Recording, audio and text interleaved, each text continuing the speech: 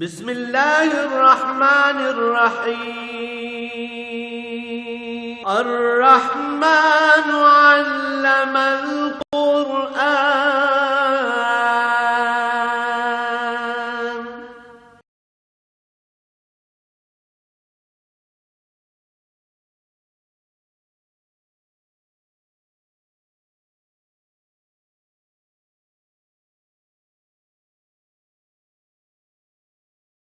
الحمد للہ رب العالمین والصلاة والسلام علی حبیبہ محمد وآلہ وصحبہ اجمعین۔ اعوذ باللہ من الشیطان الرجیم، بسم اللہ الرحمن الرحیم۔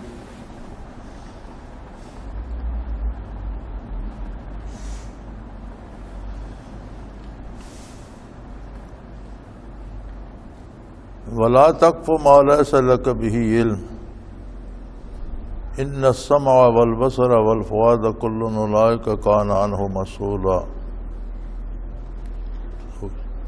وَلَا تَمْشِ فِي الْأَرْضِ مَرْحًا إِنَّكَ لَن تُخْرِقَ الْأَرْضَ وَلَن تَبْلُغَ الْجِبَالَ طُولًا كُلُّ ذَلِكَ كَانَ سَعْيُهُ عِندَ رَبِّكَ مَكْرُوهًا ذَلِكَ مِمَّا أَوْحَىٰ إِلَيْكَ رَبُّكَ مِنَ الْحِكْمَةِ وَلَا تَجْعَلْ مَعَ اللَّهِ إِلَٰهًا آخَرَ فَتُلْقَىٰ فِي جَهَنَّمَ مَلُومًا مَدْحُورًا۔ أَفَأَصْفَاكُمْ رَبُّكُمْ بِالْبَنِينَ وَاتَّخَذَ مِنَ الْمَلَائِكَةِ إِنَاثًا إِنَّكُمْ لَتَقُولُونَ قَوْلًا عَظِيمًا۔ اللهم سبحانك لا علم لنا إلا ما علمتنا إنك أنت العليم الحكيم۔ مولاي صل وسلم دائما أبدا على حبيبك خير الخلق كلهم۔ ولا تمش في الأرض مرحا، زمین پر اترا کر رکڑ کر مت چلو۔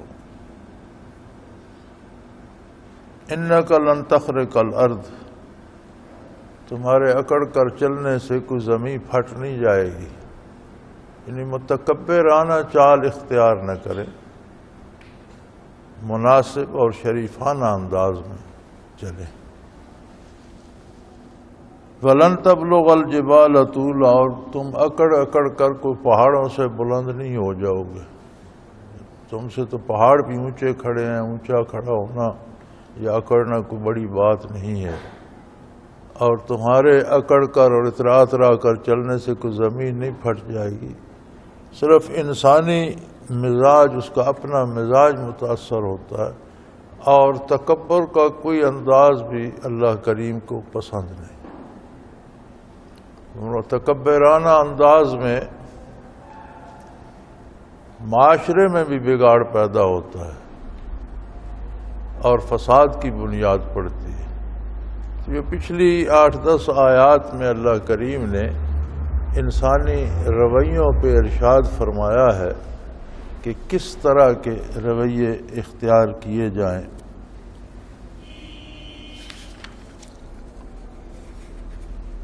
فضول خرچی نہ کریں، دولت ضائع بھی نہ کریں،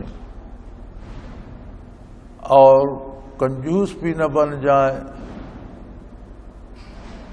بلکہ اعتدال رکھیں،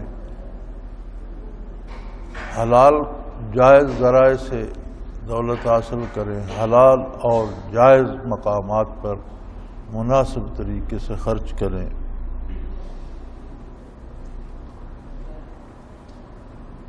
اسی طرح افلاس کے ڈر سے بچوں کو قتل نہ کریں، بدکاری کے قریب مت جائیں، اور اللہ نے جن کو زندگی دی ہے اللہ کے حکم کے بغیر انہیں قتل نہ کیا جائے۔ اسی طرح یتیم اور کمزور کا مال ناجائز طریقے سے کھانے کی کوشش نہ کریں۔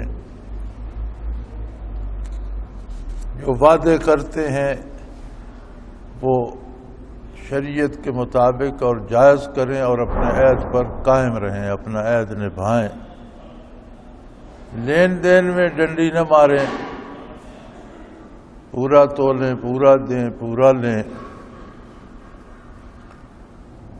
جن باتوں کی خبر نہ ہو، سنی سنائی باتوں پہ کوئی طوفان کھڑا نہ کریں، اس لیے کہ سمع، بصارت اور فواد ان سب کا محاسبہ ہوگا۔ یہ علم کے ذرائع ہیں، بندہ سن کر علم حاصل کرتا ہے، دیکھ کر کرتا ہے، اور انتہائے قلب سے۔ یہ دو مادی ذرائع ہیں، بصارت اور سماعت، اور فواد باطنی ذریعہ ہے، لطیفہ ربانی ہے جو عالم امر کا ہے اور انسان کے دل میں ہے، اور یہ صرف انسان کو ہے۔ یہ ذریعہ علوم الہیات کے حاصل کرنے کا ہے۔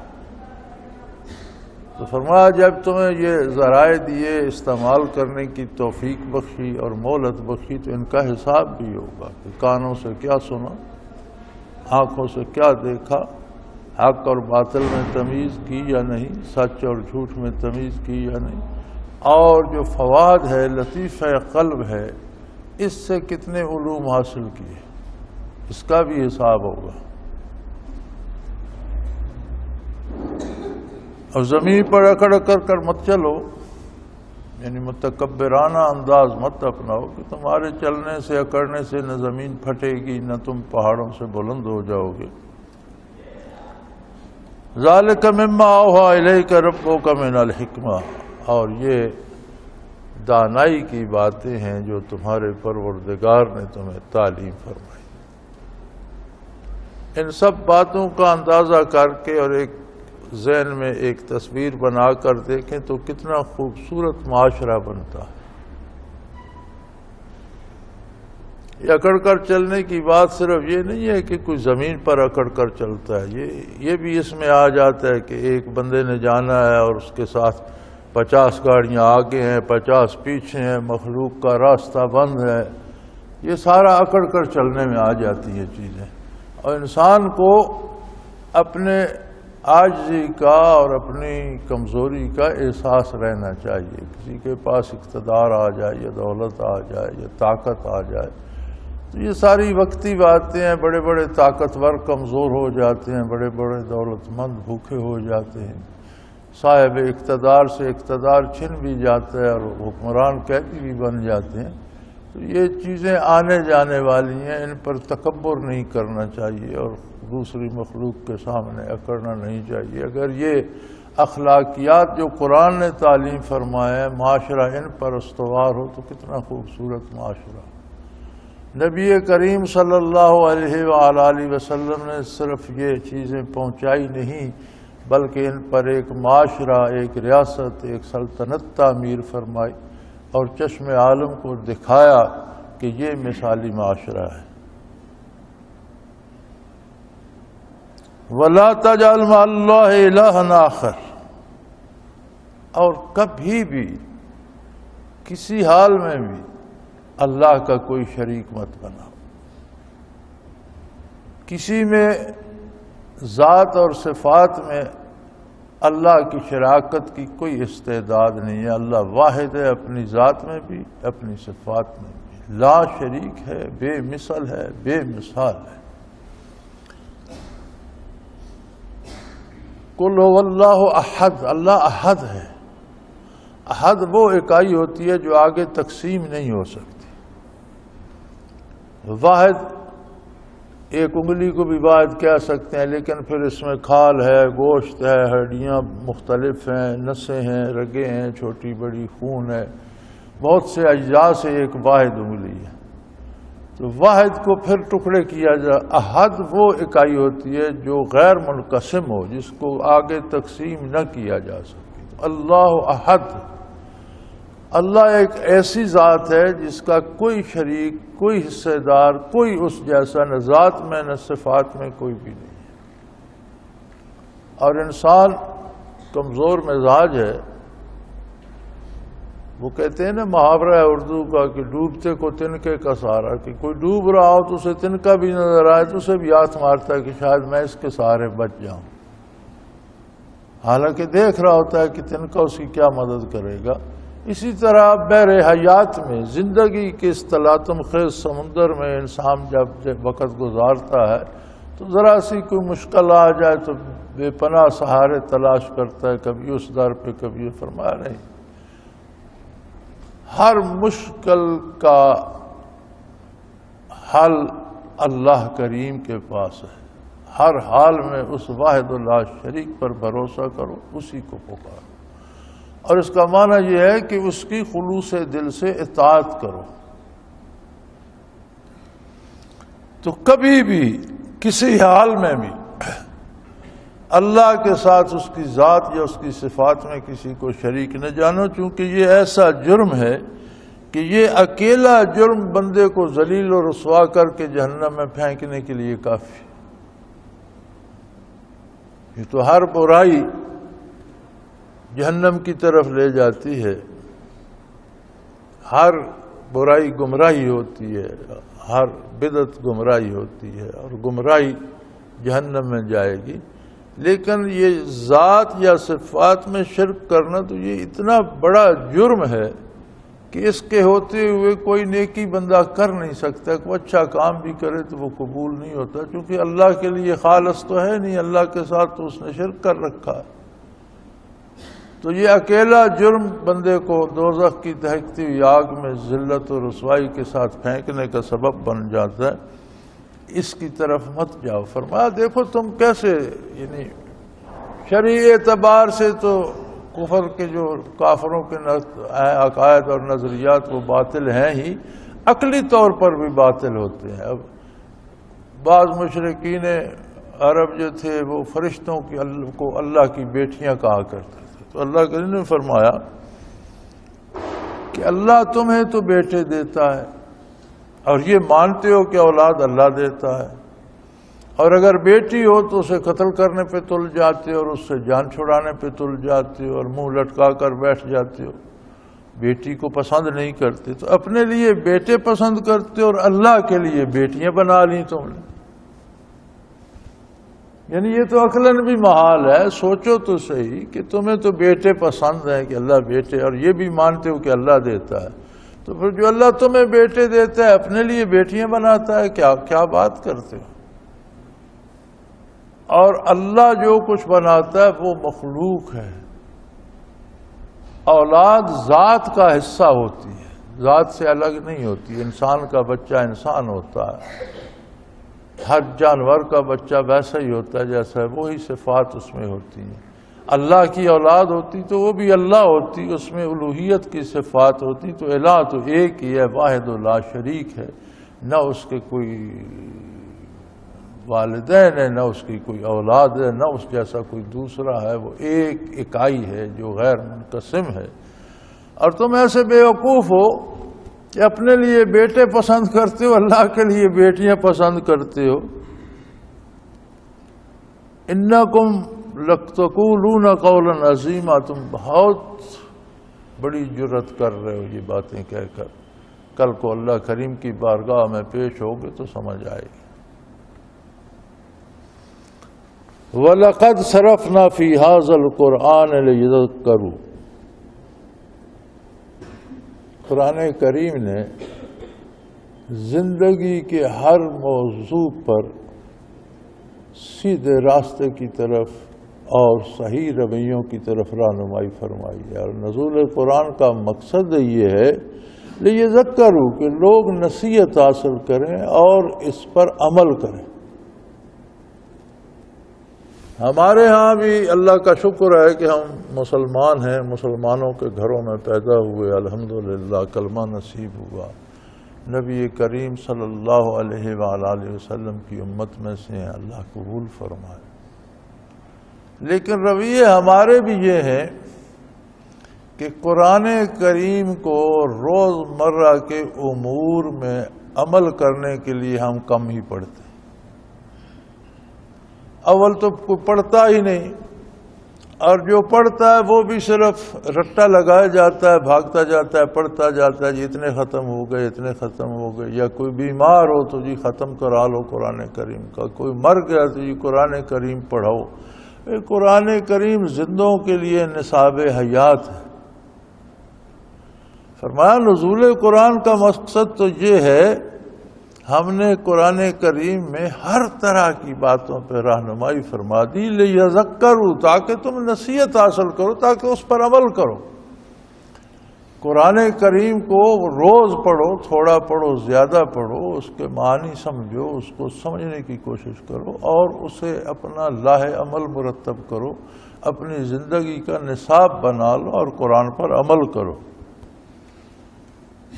وما یزیدہم الا نفورا، لیکن کفر ایک ایسی مصیبت ہے کہ جو ایمان سے محروم ہے، قرآن پڑھ کر، قرآن سن کر ان کی نفرت اور بڑھتی ہے۔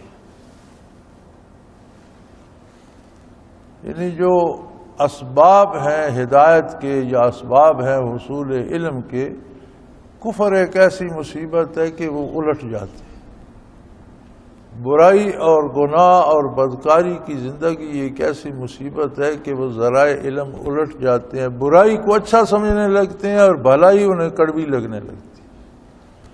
تو فرمایا ایسے بد نصیب بھی ہیں کہ جنہیں قرآن پڑھ کر اور نفرت ہوتی ہے، اس سے فائدہ حاصل کرنے کی بجائے اس سے دور بھاگتے ہیں۔ ذرا انہیں یہ فرما دیجئے، قُل لَّوْ كَانَ مَعَهُ آلِهَةٌ كَمَا يَقُولُونَ إِذًا لَّابْتَغَوْا إِلَىٰ ذِي الْعَرْشِ سَبِيلًا، اللہ کے ساتھ اگر کوئی اور بھی شریک ہوتا، کوئی اور بھی اللہ ہوتا، کوئی ذات یا صفات میں شریک ہوتا تو کہیں تو وہ بھی دخل اندازی کرتا، بلکہ وہ تو عرش عظیم پر چڑھ دوڑتا اور سلطنت چھیننے کی کوشش کرتا، کہیں اختلاف کرتا سورج کے بڑھانے گھٹانے میں، کہیں سورج کے طلوع و غروب میں، کہیں گرمیوں سردیوں کے آنے جانے میں، کہیں بارش برسنے نہ برسنے میں، ہواؤں کے چلنے نہ مخلوق کے پیدا کرنے میں، کہیں تو کوئی اختلاف بھی کرتا اور روک دیتا کہ نہیں یہ اس طرح نہیں اس طرح ہوگا۔ اگر دو صاحب اقتدار ہوں تو کوئی صاحب اقتدار دوسرے کی غلامی نہیں کرتا، اپنی منوانا چاہتا۔ اللہ کے ساتھ بھی اگر کوئی شریک ہوتا یا معبود ہوتا وہ اپنی منوانے کی کوشش کرتا۔ یہ جب سے بنی ہے تب سے بے چوں چراغ کائنات ایک ہی ہستی کے حکم کے مطابق چل رہی ہے، کوئی آج تک اسے روکنے والا نہیں۔ اس کا مطلب یہ ہے کہ کوئی اس کا شریک، کوئی اس جیسا دوسرا ہے ہی نہیں۔ سبحانہ و تعالی عما یقولون علوا کبیرا، اللہ پاک ہے ان باتوں سے اور بہت بلند ہے ان چیزوں سے جو تم کرتے ہو کہ اس کی ذات یا صفات میں کسی کو شریک کرتے ہو۔ جو باتیں تم کہتے ہو یہ محض تمہارے کہنے کی باتیں ہیں، اللہ کریم کی عظمت ان سے بہت بلند ہے۔ وہ واحد ہے، احد ہے، لا شریک ہے، بے مثل ہے، بے مثال ہے، اور ساری مخلوق کا پروردگار ہے، پالنہار ہے۔ ہر دکھ سکھ اسی کی طرف سے ہے، ہر مصیبت وہی رفع کرتا ہے، ہر نعمت وہی عطا کرتا ہے، اور اسی کی بارگاہ سے مانگا جانا چاہیے۔ تم مادی وسائل کی طرف لپکتے ہو، یہ مادی دنیا بھی تو اس کی مخلوق ہے۔ تسبح لہ السماوات السبع والارض ومن فیہن، ساتوں آسمان خود اس کی تسبیح کرتے ہیں، اس کی پاکی بیان کرتے ہیں، اس کی عظمت بیان کرتے ہیں، اور زمین خود ذاکر ہے، اللہ کا ذکر کرتی ہے، اس کی پاکی بیان کرتی ہے۔ ومن فیہن، اور جتنی مخلوق آسمان و زمینوں میں ساری اللہ کا ذکر کرتی ہے۔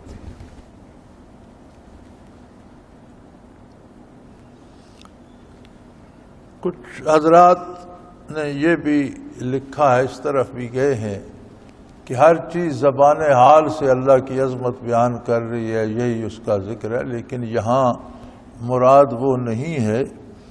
یہاں تسبح لہ السماوات السبع، ساتوں آسمان اس کی تسبیح و تحمید کرتے ہیں، اس کی تسبیح بیان کرتے ہیں، اس کا ذکر کرتے ہیں۔ اس کا مطلب ہے کہ وہ قولاً اللہ کا نام لے کر ذکر کرتے ہیں، اور یہ ثابت ہے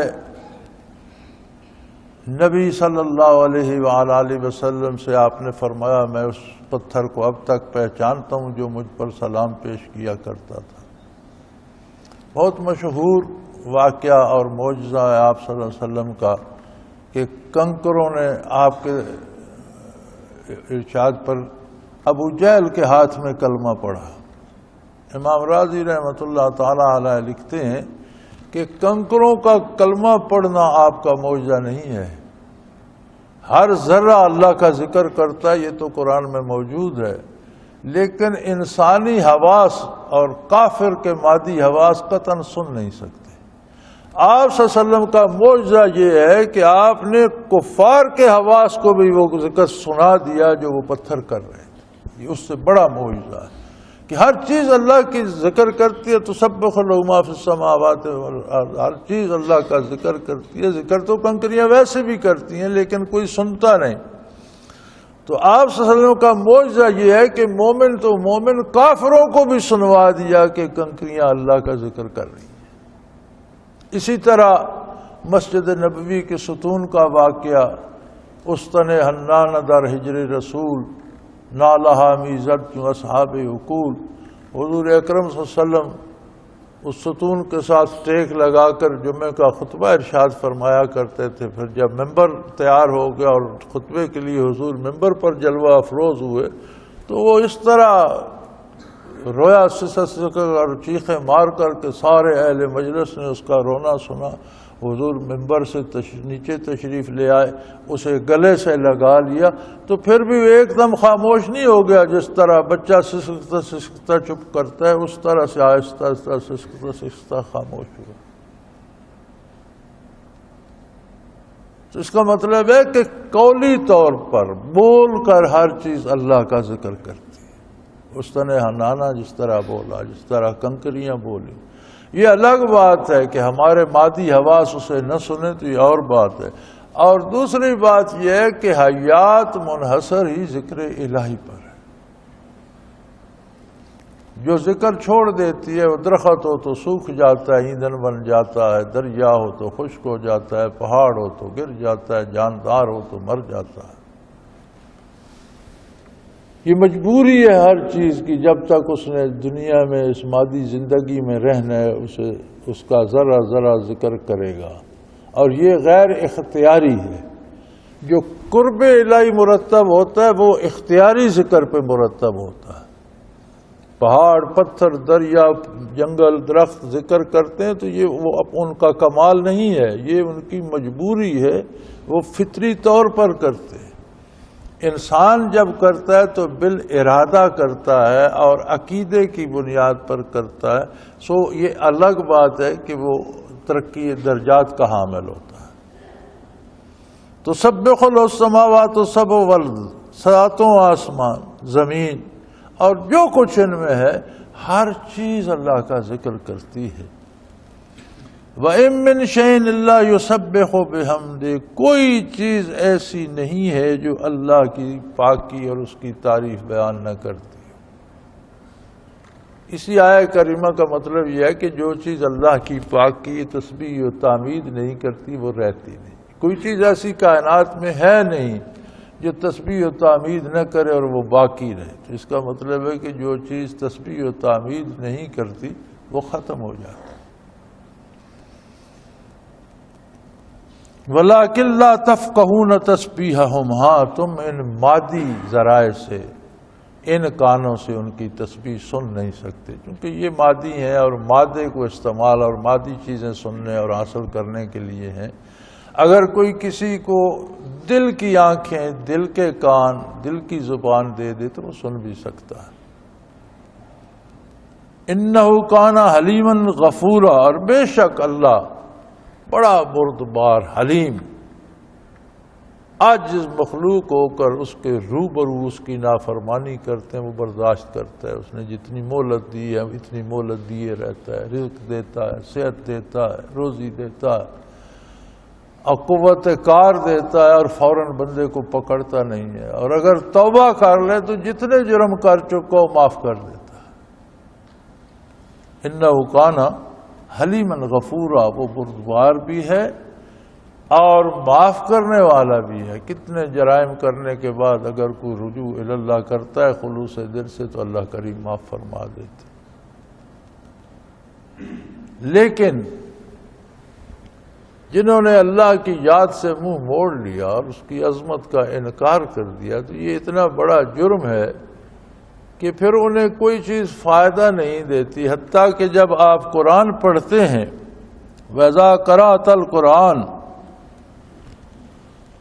قرآن کریم اللہ کا ذاتی کلام، اور کلام میں جس کا کلام ہو اس کی ذاتی کیفیات جو ہیں وہ منعکس ہوتی ہیں. اللہ کا کلام ہو تو وہ عظمت الہی کا حامل ہوتا ہے، اس میں وہ کیفیات ہوتی ہیں. پھر پڑھنے والے ہوں محمد الرسول اللہ صلی اللہ علیہ وآلہ وسلم، کلام اللہ کا ہو، رسول اکرم صلی اللہ علیہ وسلم کی زبان مبارک سے ادا ہو رہا، تو ان کافروں پر اثر کیوں نہیں ہوتا؟ فرمایا یہ چونکہ اللہ سے شرک کرتے ہیں، اللہ کا ذکر نہیں کرتے، اللہ کی عظمت کو نہیں، اس جرم کے پاداش میں آپ کے اور ان کے درمیان ایک پردہ حائل کر دیا جاتا. یعنی اللہ سے شرک یا اللہ کا انکار اس کی عظمت کا یا کفر اتنا بڑا جرم ہے.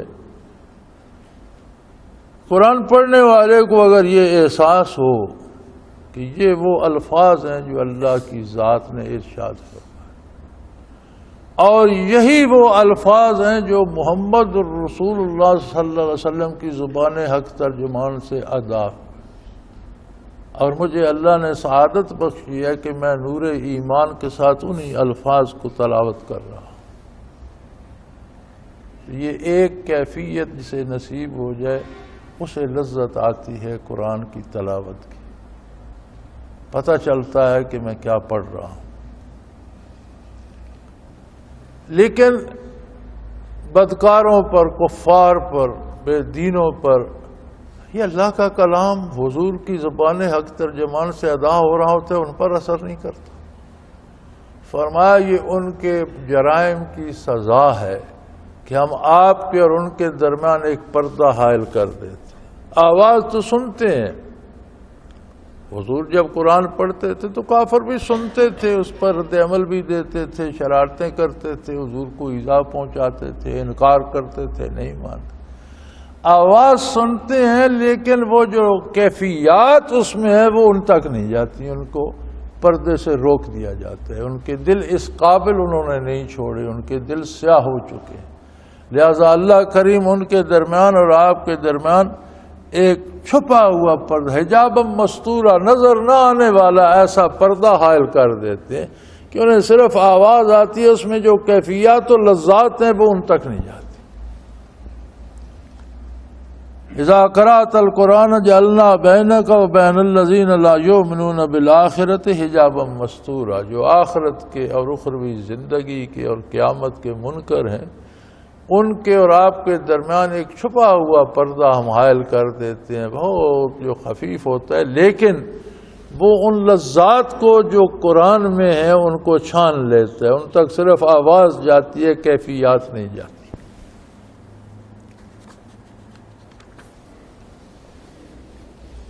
وَجَعَلْنَا عَلَىٰ قُلُوبِهِمْ أَكِنَّةً، اور ان کے دلوں پر بھی ایک خاص قسم کا پردہ ڈال دیتے ہیں تاکہ وہ لذات، وہ کیفیات ان کے دلوں میں نہ پہنچیں. وہ ان کے اپنے کرتوتوں کی وجہ سے ہوتا ہے، ان کے غلط عقائد کی وجہ سے ہوتا ہے، ان کے غلط نظریات کی وجہ سے ہوتا ہے. وَفِي آذَانِهِمْ وَقْرًا، ان کے کانوں میں بھی ایک ایسا ثقل اور بوجھ ڈال دیتے ہیں کہ انہیں حق سنائی نہیں دیتا. اور یہ اللہ کریم کی ناراضگی کا بہت بڑا نقصان ہے جو انسان کو پہنچتا ہے کہ اسے حق سمجھ ہی نہیں آتا، وہ سمجھنے سے قاصر ہو جاتا ہے. اس کے جو ذرائع علم ہے ان کو الٹا دیا جاتا ہے، انہیں برائی بھلی لگنے لگ جاتی ہے اور بھلائی کڑوی لگنے لگ جاتی ہے، اور یہ انتہائی غضب الہی کا شکار ہو جاتا ہے بندہ.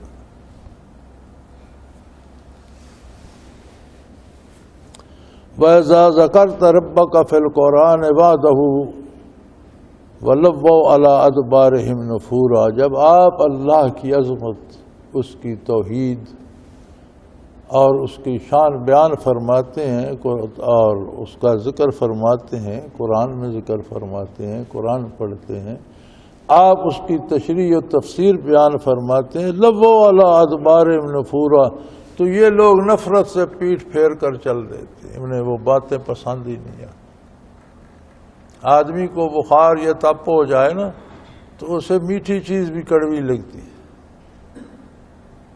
اسی طرح جب کسی کا دل تباہ ہو جائے تو اسے اچھی باتیں کڑوی لگتی ہیں اور برائی کی باتیں سنتا ہے، ان سے خوش ہوتا ہے۔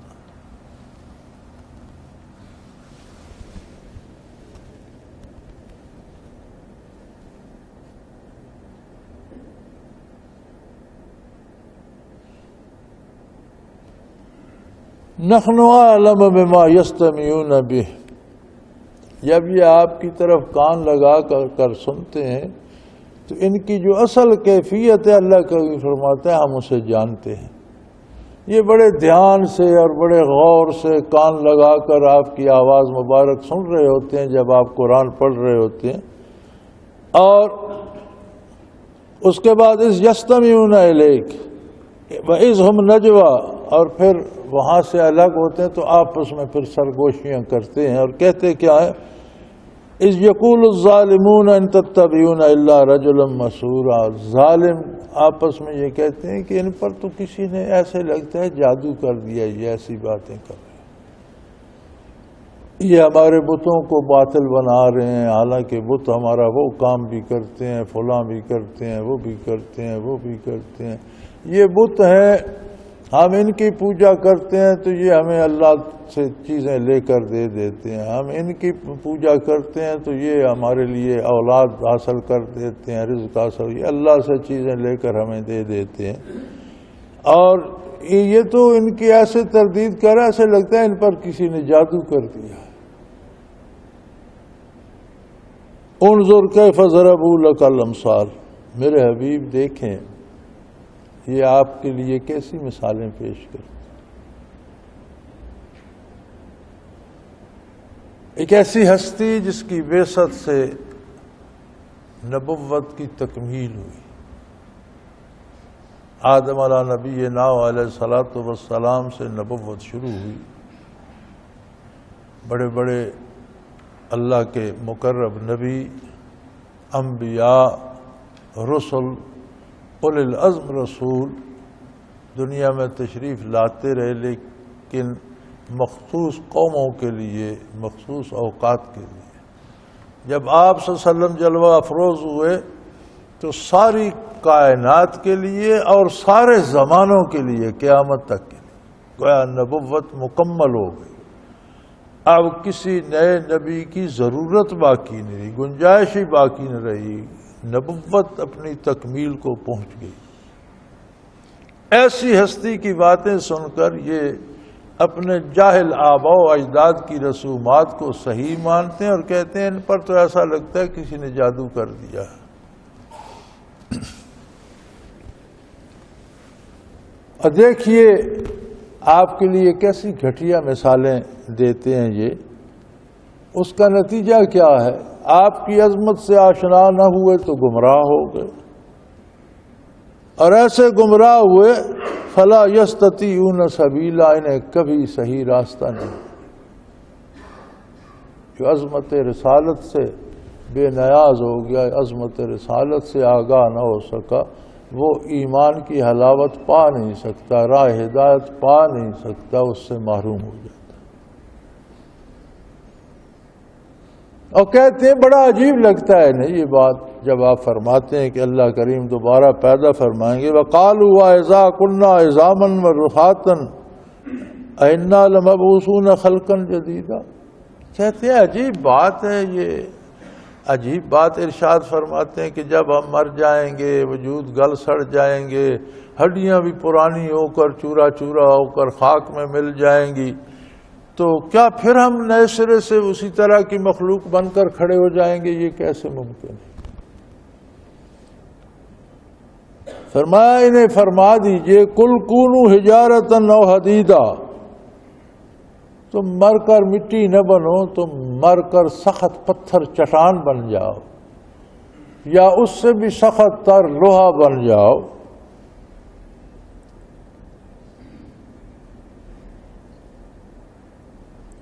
او خلقا مما یکبر فی صدورکم، یا کوئی ایسی شکل اختیار کر لو جو لوہے سے بھی سخت تمہارے ذہن میں جو آتی ہے، جو تمہارے دل میں بات ہے کہ مر کر تم کسی ایسی سخت ترین دھات میں تبدیل ہو جاؤ۔ پھر کہتے ہیں فَسَيَقُولُونَ مَن يُعِيدُنَا، پھر کہتے ہیں پھر اگر ایسا ہوگا تو ہمیں کون واپس لوٹائے گا، دوبارہ کون انسان بنا دے گا، ہم کیسے زندہ ہو جائیں گے؟ فرما دیجئے قُلِ الَّذِي فَطَرَكُمْ أَوَّلَ مَرَّةٍ، وہ ہستی جس نے تمہیں پہلی بار پیدا کیا۔ قرآن کریم نے تخلیق انسانی کا جو کلیہ بتایا ہے نا، وہ یہی ہے کہ گلی سڑی مٹی کے اجزاء، آگ، پانی، ہوا لے کر اللہ کریم نے چھوٹے چھوٹے سیل بنائے۔ عجیب قدرت باری ہے کہ وہی ذرا ذرا سے سیل مل کر چیزیں بنتی ہیں، درخت بنتے ہیں، پتھر بنتے ہیں، پہاڑ بنتے ہیں، پانی میں بھی مختلف اجزاء ہیں، گیسیں ہیں، اسے تقسیم کرو ان پہ تقسیم ہو جاتا ہے۔ آگ پہ ابلنا رکھو، بھاپ بن کے اڑ جائے گا، پانی باقی نہیں رہے گا، کہاں جاتا ہے؟ مختلف اجزاء ہیں۔ تو انسانی سیل جو ہے وہ بھی انہی زمینی اجزاء کا خلاصہ اللہ نے بنایا ہے، اور اس سے پھر انسان کا وجود تخلیق فرمایا ہے، اور زندگی بھر مادی غذا کے سہارے ہی زندہ رہتا ہے۔ تو جس نے تمہیں پہلے ان سیلوں سے اس طرح کا انسان بنا دیا، وہ دوبارہ بنا دے۔ تم مر کر کتنے بدلتے جاؤ، مادے کی کوئی نہ کوئی صورت ہوگی نا، تو پہلے بھی تم مادی ذرات سے تمہارا وجود بنایا، دوبارہ بنانے میں کیا مشکل ہے، دوبارہ پیدا کر دے گا۔ قُلِ الَّذِي فَطَرَكُمْ أَوَّلَ مَرَّةٍ، وہی بنائے گا جس نے تمہیں پہلی بار بنایا۔ فَسَيُنْغِضُونَ إِلَيْكَ رَءُوسَهُمْ وَيَقُولُونَ مَتَىٰ، جب لاجواب ہو جاتے ہیں تو پھر سر مارتے ہیں، کہتے ہیں پھر کب ہوگا، آج تک ہم نے تو نہیں دیکھا، کب سے دنیا چل رہی ہے، کتنے لوگ مر گئے، فنا ہو گئے، خاک میں مل گئے، ان سے کوئی تو اٹھ کر آیا نہیں، ہم نے تو آج تک نہیں دیکھا، پھر آخر یہ کب ہوگا؟ قُلْ عَسَىٰ أَن يَكُونَ قَرِيبًا، ان سے کہہ دیجئے کہ ہو سکتا ہے یہ بہت قریب ہو۔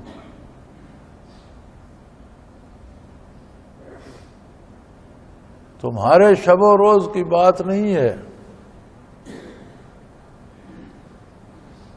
اللہ کیا ایک دن تمہارے 50,000 سال کا بھی ہے، کہیں ایک دن 1,000 سال کا بھی ہے، اس کے اپنے دن میں 50,000 سال میں کتنا کچھ بیت جاتا ہے، وہاں ایک دن گزرتا ہے، اس کا ایک لمحہ بھی تمہاری زندگی سے بھاری ہے،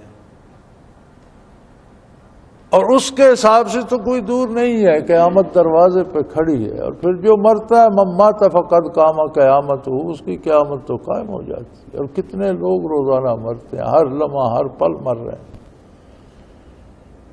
تو ہو سکتا ہے یہ بہت قریب ہو۔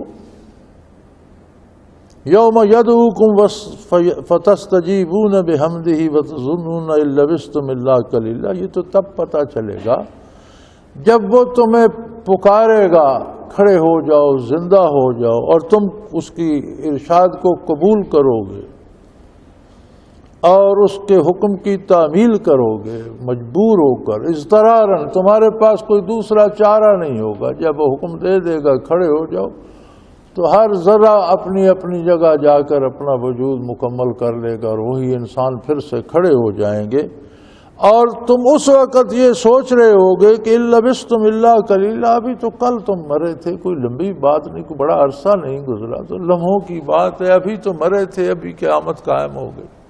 اس وقت تمہیں اندازہ ہوگا کہ زندگی کتنی مختصر سی، کتنا تھوڑا وقت تھا جسے تم نے ضائع کر دیا، اطاعت الہی میں اور معرفت الہی میں صرف نہیں کیا، بغاوت، جرم اور گناہ میں ضائع کر دیا، تب تمہیں اندازہ ہوگا کہ کتنا بڑا وقت سامنے ہے جو ہمیں بسر کرنا ہے، اور کتنا تھوڑا سا ہمارے پاس وقت تھا جو ضائع کر کے آ گیا۔ اس وقت تم اندازہ کر رہے ہوگے کہ بھئی بڑا تھوڑا وقت تھا، زندگی کا پلک جھپکتے گزر گیا۔ آپ دنیا میں یہ اندازہ لگائیں نا کہ آج اگر کسی سے کہا جائے کہ جی مجھے کچھ پیسے دے دو، میں 50 سال بعد تمہیں دے دوں گا، تو آدمی کو ہنسی آ جاتی ہے کہ مذاق کرتا ہے۔ 50 سال کون 50 سال دیکھتا رہے کہ تم پیسے واپس کرو گے؟ کون مرے گا کون جیے گا؟ ایسا نہیں ہو سکتا۔ لیکن جب 50 سال گزر جائیں، اب جن کی عمریں 50 سے زیادہ 60-70 سال ہیں، ان سے پوچھو تو وہ کہتے ہیں یار تو چٹکی بچانے میں گزر گئے، کل کی بات ہے ہم سکول پڑھتے تھے، آج بوڑھے ہو گئے ہیں، 70 سال گزر گئے، 60 سال گزر گئے، کدھر گئے؟ ایسے پتہ چلتا ہے کہ پل بھر میں گزر گئے، کل کی باتیں تھیں بیت گئیں۔ فرمایا قیامت کو یہ صحیح پتہ چلے گا کہ زندگی تو بڑی مختصر تھی، یہاں تو کام بڑا لمبا ہے۔ وَكُلِّ وَادِي يَقُولُ الَّتِي هِيَ أَحْسَنُ إِنَّ الشَّيْطَانَ يَنزَغُ بَيْنَهُمْ إِنَّ الشَّيْطَانَ كَانَ لِلْإِنسَانِ عَدُوًّا مُبِينًا۔ فرمایا میرے بندوں سے کہہ دیجئے، لعبادی میرے بندوں سے جن کو نور ایمان نصیب ہے، جن کو اتباع رسالت نصیب ہے، جن کو اطاعت الہی نصیب ہے، ان سے فرما دیجئے یقول التی ہے یا احسن، بات جب بھی کریں خوبصورت بات کریں۔ کسی سے ملاقات ہو، کسی سے لین دین ہو، کسی کو تبلیغ کرتے ہیں، واعظ کرتے ہیں، مناظرہ کرتے ہیں، لیکن بات کا انداز خوبصورت ہونا چاہیے۔ اگلے کو رسوا کر کے ایسی بات کرنا کہ اگلے کی اس میں توہین ہو، رسوائی ہو، یہ انداز صحیح نہیں ہے۔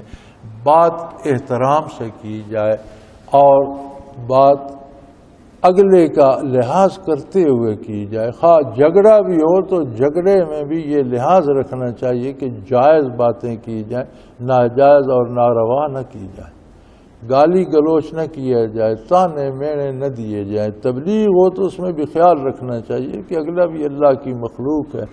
اگر آپ کافر سے بھی بات کر رہے ہیں تو کیا کافر مسلمان ہوتے ہوئے آپ نے نہیں دیکھے، تاریخ میں نہیں پڑھے؟ اسے بھی ایمان عطا کر سکتا ہے۔ آپ اسے یہ کہیں کہ او کافر، یہ بات اس طرح، تو کیا وہ آپ کی بات مانیں گے؟ وہ آپ کو کافر کہتے ہیں۔ اگر کافر بھی ہے تو وہ خود کو حق پر سمجھتا ہے، آپ کو غلط سمجھتا ہے۔ تو بات کرنے کا انداز بہت پسندیدہ ہونا چاہیے، اس لیے کہ جب آپ بد کلامی کرتے ہیں تو اس کے پیچھے شیطان ہوتا ہے۔ آپ گالیاں دیتے ہیں، بھلا برا کہتے ہیں، تو یہ مغلظات آپ کے منہ سے شیطان نکلوا رہا ہوتا ہے، اس لیے کہ شیطان ان باتوں سے انسانوں میں جھگڑا کروا کے خوش ہوتا ہے، اور یقیناً شیطان تو انسان کا کھلا دشمن ہے۔ واقعی انسان کے ساتھ ہر مقام پر وہ انسان کا دشمن ہے، صرف مسلمان کا نہیں۔ کافر بھی انسان تو ہے، کافر کا بھی دشمن ہے، وہ انسان کا دشمن ہے۔ جتنی کوئی برائی یا کفر کرے اسے اور آگے کفر اور شرک میں دھکیلنے کی کوشش میں لگا رہتا ہے، دوستی نہیں کرتا کسی سے بھی، انسان کا ازلی دشمن ہے۔ اور بد کلامی سے شیطان کو فساد پھیلانے کا راہ اور بہانہ مل جاتا ہے، اور انسان سے دشمنی کرتی یہ فساد کو پھیلانے کی کوشش کرتا ہے۔ ربکم اعلم بکم، تمہارا پروردگار تمہارے ہر حال سے بخوبی آگاہ ہے، وہ ذاتی طور پر جانتا ہے۔ تمہیں کسی پر فتویٰ لگانے کی اور کسی کو جھوٹا سچا کہنے کی ضرورت نہیں ہے۔ بات حد کے اندر کہیں، مناسب انداز سے کہیں، اور کون برا ہے کون بھلا یہ وہ خود جانتا ہے، ساری مخلوق اس کی اپنی ہے اور وہ جانتا ہے۔ وہ چاہے تو کسی پر رحم کر دے، کافر کو نور ایمان عطا کر دے۔ کیا تم نے کافروں کو مسلمان ہوتے نہیں دیکھا؟ کیا تم نے مسلمانوں کو مرتد ہوتے نہیں دیکھا؟ پھر تمہیں کیا پتا کس کا انجام کیا ہوگا؟ تم کسی پر فتوے نہ لگاؤ، کسی کو بھلا برا نہ کہو، بات ایک خوبصورت انداز میں رہتے ہوئے کرو۔ اور یہ فیصلے اس کے ہیں، وہ چاہے تو کسی پر رحم فرما دے، اسے نور ایمان عطا کر دے، اور چاہے تو کسی کو اس کے گناہوں پر سزا دے۔ وہ اپنی مرضی کا مالک خود ہے، اس کے فیصلے اپنے ہیں۔ وَمَا أَرْسَلْنَاكَ عَلَيْهِمْ وَكِيلًا، تمہیں اس نے لوگوں پر داروغہ نہیں لگایا ہوا کہ تم فیصلے کرتے پھر اور کسی کو برا کہہ دو کسی کو اچھا کہہ دو۔ یہ فیصلے کرنا اس کا اپنا کام ہے، یہ تمہارا منصب نہیں ہے۔ وَرَبُّكَ أَعْلَمُ بِمَنْ فِي السَّمَاوَاتِ وَالْأَرْضِ، اور آپ کا پروردگار ہر چیز، ہر فرد، ہر ذات سے بخوبی واقف ہے، خواہ وہ آسمانوں میں ہے یا زمینوں میں۔ انسان کا علم تو محدود ہے، تم چند لوگوں کو جانتے ہو، ایک زمانے کی تاریخ تم نے پڑھی ہے۔ وہ ایسا قادر ہے کہ وہ ہر چیز کو ہمہ وقت جو گزر چکا، اسے جو موجود ہے، اسے جو آنے والا ہے، اسے سب کو جانتا ہے، ہر فرد کو ہر تفصیل کے ساتھ جانتا ہے۔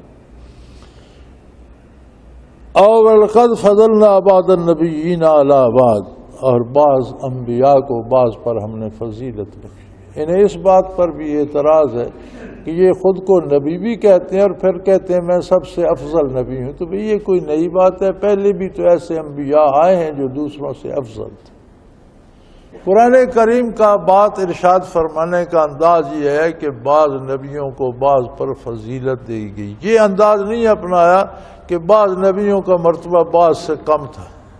مفہوم ایک ہی ہے کہ ایک کا زیادہ ہو تو دوسرے کا کم ہوتا ہے، لیکن یہ انداز انبیاء کے شان میں گستاخی ہے۔ تو قرآن کریم نے یہ انداز اپنایا کہ بعض کو بعض پر فضیلت، یعنی سب اچھے ہیں، سب اللہ کے مقرب ہیں، سب اللہ کے نور کے امین ہیں، سب ہادی ہیں، سب نبی ہیں۔ بعض ان میں اور بھی بہت اچھے ہیں، بعض کی فضیلت اور زیادہ ہے، کم نہیں کسی کو فرمایا۔ لہذا اہل اللہ میں بھی، اولیاء اللہ میں بھی، علماء حق میں بھی بات کی جائے تو کسی کو کم نہ کہا جائے۔ یہ کہنا درست ہے کہ بعض سے بہت اچھے ہیں، بعض کو بعض پر فضیلت ہے، لیکن بات سب کو فضیلت حاصل ہے، بعض کو زیادہ حاصل۔ انداز مؤدبانہ ہونا چاہیے، ادب ملحوظ رکھا جائے۔ وَآتَيْنَا دَاوُودَ زَبُورًا، یہ سارے جانتے ہیں کہ داؤد علیہ السلام کو زبور عطا، آپ کو قرآن عطا ہوا، تو کون سی عجیب بات ہے۔ پہلے انبیاء کو یہ نبی مانتے ہیں، ان میں بعض کو بعض پر فضیلت دیتے ہیں، یہ بھی جانتے ہیں کہ پہلے انبیاء کو کتابیں عطا ہوئی، تو آپ کو قرآن عطا ہوا تو اس کا انکار کیوں کرتے ہیں، اس پر حیرت کیوں ہوتی ہے۔ قُلِ ادْعُوا الَّذِينَ زَعَمْتُم مِّن دُونِهِ فَلَا يَمْلِكُونَ كَشْفَ الضُّرِّ عَنكُمْ وَلَا تَحْوِيلًا، فرمایا ان سے کہہ دیجئے اللہ کے سوا جن کو یہ معبود بناتے ہیں ہم نے پکارے، ان سے دعائیں مانگیں، ان کو سجدے کریں، پکاریں انہیں، لیکن وہ ان کی ذرا سی تکلیف بھی دور نہیں کر سکتے۔ وہ خود مخلوق ہیں، خود مجبور و بے بس ہیں، خود تقدیر کے دھارے میں بہہ رہی ہیں، ان کا کیا کریں گے؟ نہ وہ تمہاری قسمت کو بدل سکتے ہیں، اگر تمہاری قسمت میں بیماری یا مصیبت ہے تو وہ جن کو تم اللہ کے سوا پکارتے وہ نہیں بدل سکتے، وہ خود ہی بدلنا چاہے تو بدل سکتا، نہ وہ تمہارا کوئی دکھ مصیبت دور کر سکتے ہیں۔ اولئک الذین یدعون یبتغون الی ربہم الوسیلہ، عجیب بات ہے کہ یہ مشرک مخلوق کو پکارتے ہیں اور مخلوق اپنی گلو خلاصی کے لیے خود اللہ کو پکار رہی ہوتی۔ وہ پتھر ہو، درخت ہو، شجر ہو، حجر ہو، زمین ہو، آسمان ہو، یمین ہو، آسمان کی کوئی مخلوق ہو، ہر چیز خود اس کا، وہ خود اللہ کو پکارے اور یہ انہیں پکارنے پہ تلے ہوئے۔ یہ ایسے جاہل اور بیوقوف لوگ ہیں کہ ان ہستیوں کو پکار رہے ہیں جو خود اللہ کو پکار رہے ہیں اور اس کے قرب کے ذرائع تلاش کر رہے ہیں اور اس کا ذکر کر رہے ہیں۔ ایہم اقرب یرجون رحمتہ وہ خود کوشش کر رہے ہیں کہ کس کو اللہ کا زیادہ قرب نصیب ہو اور کس کو اللہ معاف فرما دے اور اس پر رحمت فرما دے. وہ خود اللہ کی رحمت کی متمنی ہے. وَيَخَافُونَ عَذَابَهُ إِنَّ عَذَابَ رَبِّكَ كَانَ مَحْذُورًا. اور ہر ذرہ کائنات کا اللہ کے عذاب سے ڈرتا ہے، اس لیے کہ تیرے پروردگار کا عذاب ہے ہی ایسا کہ اس سے ڈرنا چاہیے. یہ اللہ کو چھوڑ کر انسان جس کسی کو پکارے گا وہ تو اس کی پکار کیا سنے گا؟ خود اپنی بخشش کے لیے یا اللہ کے عذاب سے بچنے کے لیے خود اللہ کا ذکر کر رہا ہے، اللہ کو پکار رہا ہے اور اس کی رحمت کو پانے کے ہیلے تلاش کر رہا ہے اور اس کے عذاب سے بچنے کے اسباب تلاش کر رہا ہے. تو یہ کیسے جاہل ہیں کہ اللہ رب العزت کو چھوڑ کر مخلوق کو پکارتے ہیں. اور اللہ کا عذاب، اللہ کے عذاب سے ہر ذرہ لرزاں و ترساں ہے، اور اللہ کا عذاب ہے ایسا کہ اس سے ڈرنا چاہیے. وَإِن مِّن قَرْيَةٍ إِلَّا نَحْنُ مُهْلِكُوهَا قَبْلَ يَوْمِ الْقِيَامَةِ. اور قیامت سے پہلے ہر آبادی ملیہ میٹ کر دی جائے. بقا اللہ کی ذات کو ہے. ہر چیز، ہر آبادی، بڑے بڑے محلات، بڑی بڑی آبادیاں، بڑے بڑے گنجان آباد شہر، ملٹی سٹوری عمارتیں، ہر چیز تباہ کر دی جائے گی قیامت سے پہلے. یا اللہ انہیں سخت عذاب دیں گے. اگر وہ برائی پہ، کفر و شرک پہ ہی رہے تو تباہ تو انہوں نے ہونا ہی ہے. تباہ ہوتے ہی اس تباہی میں بھی بڑی رسوائی، ذلت اور سخت عذاب الہی ہوگا جس سے وہ تباہ ہوں گے. معذبوہا عذاباً شدیدا، بہت سخت عذاب دے کر انہیں تباہ کر دیا جائے گا. کان ذالک فی الکتاب مستورا. یہ سب کچھ لوح محفوظ میں لکھا جا چکا ہے کہ برائی کا نتیجہ کیا ہوگا، نیکی کا نتیجہ کیا ہوگا، کفر و شرک کے نتائج کیا ہوں گے اور توحید باری پہ قائم رہنے والوں پر کیا انعامات ہوں گے. یہ سارے فیصلے ہو چکے ہیں. جو کوئی جو کچھ کر رہا ہے وہ اب اپنے لیے کر رہا ہے. جو طے شدہ فیصلہ ہے وہی اس پر نافذ ہوگا. وآخر دعوانا ان الحمدللہ رب العالمین. اللہ اللہ اللہ اللہ اللہ اللہ اللہ اللہ. حضرت امیر محمد اکرم آوان مد ذلہ العالی دارالعرفان منارہ ضلع چکوال میں سالہ سال سے قرآن و حدیث کے اوپر خطابات کر رہے ہیں اور سلسلہ نقشبندیہ اویسیہ کے مطابق لوگوں کو ذکر الہی کی تربیت دے رہے ہیں. وہ قرآن پاک کی تفسیر ترتیب وار بیان کر رہے ہیں. تفسیر قرآن کو وہ موجودہ ملکی اور بین الاقوامی حالات کے مطابق بیان کرتے ہیں. موٹر وے سے کلر کہار کے انٹرچینج سے نکلتے ہوئے، کلر کہار کی جھیل سے ہوتے ہوئے میانی، بوچھال اور نور پور سے گزرتے ہوئے دارالعرفان منارہ پہنچ سکتے ہیں. حضرت امیر محمد اکرم آوان نے بچیوں اور بچوں کی دینی اور دنیاوی تعلیم کے لیے سقارہ اکیڈمی کے نام سے ایک درسگاہ بھی قائم کی ہے، جس کا افتتاح ملک پاکستان کے صدر جنرل محمد ضیاء الحق نے اپنے دست مبارک سے کیا تھا. وہ تمام احباب جو اسلام کی طلب رکھتے ہیں ان سے گزارش ہے کہ دارالعرفان منارہ ضلع چکوال میں امیر محمد اکرم آوان صاحب کے خطابات سے مستفید ہوں. وہ ہر جمعے کو نماز سے پہلے بیان فرماتے ہیں.